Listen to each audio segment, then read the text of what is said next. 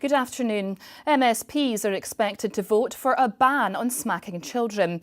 They'll debate the first stage of legislation designed to give young people equal protection from assault.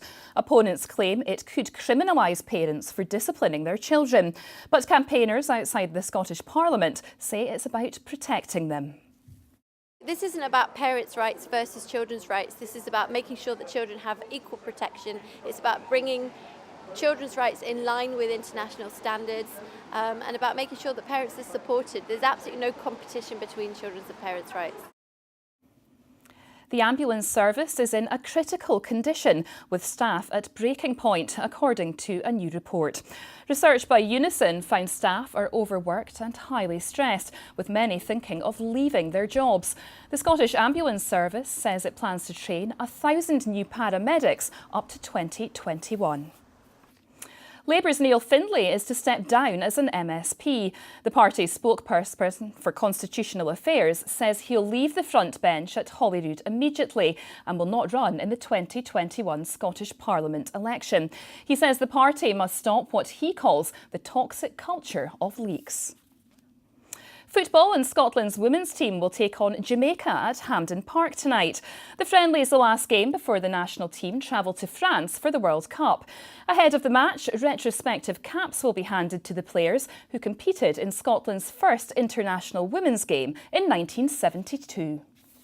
It's really important that as an organisation we recognise the hard work and we don't forget about the women that have paved the way playing football back where, there was, a certain stigma attached to it. Steve Clarke has named his first Scotland squad since taking charge last week, ahead of the Euro qualifier matches against Cyprus and Belgium. The former Kilmarnock manager has named 5 uncapped players, including Eamon Brophy and Greg Taylor. On loan Hibs striker Mark McNulty has also been included, and Fulham star Tom Kearney will make a return to the national team. People will look at it and probably think, he's just picking players from Kilmarnock for the sake of it. It's not true. All the boys that are in the squad deserve to be in. Stephen O'Donnell's an established player at right back, 7 caps. Stuart Finney was in the last squad that Alex picked. Stuart's had a great season. Now here's Sean with the weather forecast.